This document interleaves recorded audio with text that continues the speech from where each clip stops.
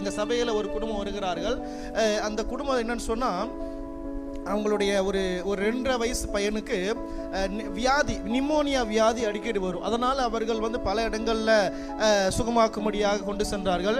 அந்த கிராமத்தில் இருக்கக்கூடிய கிராமத்தில் என்னவென்று சொன்னால், அங்கே உள்ள ஒரு முதியவர் ஒருத்தர் சொல்லியிருக்கிறார், இவருக்கு இந்த பையனுக்கு நீங்கள் மருத்துவ டாக்டர்கிட்ட கொண்டு போகிறத விட இந்த குறிப்பிட்ட இடத்துல போனீங்கன்னு சொன்னால் இவனுக்கு சூடு போடுவாங்க, சூடு போட்டால் என்ன செய்யும், எல்லாம் சரியாயிரும் அப்படின்னு சொன்ன உடனே அதை அப்படியே முழு மனதோடு நம்பி அந்த மனுஷன் தன்னுடைய ஒரு 2.5 வயது உள்ள அந்த சிறு குழந்தையை கொண்டு போய் அந்த மந்திரவாதியிட கொடுத்திருக்கிறார். கொடுத்த பிறகு அந்த மந்திரவாதி அந்த கம்பியை பழுக்க காய வச்சு அந்த குழந்தையோட வயிற்றுல சூடு போட்டிருக்கிறார். கர்த்தர் ஸ்தோத்திரம். இப்படி சூடு போட்டும் கூட சுகமாக்கவில்லை. நான் எங்க சபையில வந்த பிறகு அந்த தம்பியை அந்த குழந்தைய போட்டோ எடுத்தேன். போட்டோ எடுத்துட்டு நான் அதை எண்ணி பார்த்தேன். கிட்டத்தட்ட தன்னுடைய வயிறு முழுவதும் 96 இடங்கள்ல சூடு போட்டிருக்கிறார்.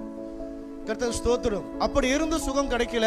கர்த்தருடைய கிருபையினாலே நம்முடைய சபையை குறித்து கேள்விப்பட்டு நம்முடைய சபைக்கு வந்தார்கள். நாங்கள் ஜெபித்தோம். ஜெபித்த அன்னைக்கே ஆண்டவர் அந்த மகனுக்கு, குழந்தைக்கு நல்ல பரிபூர்ண விடுதலை தந்தார்.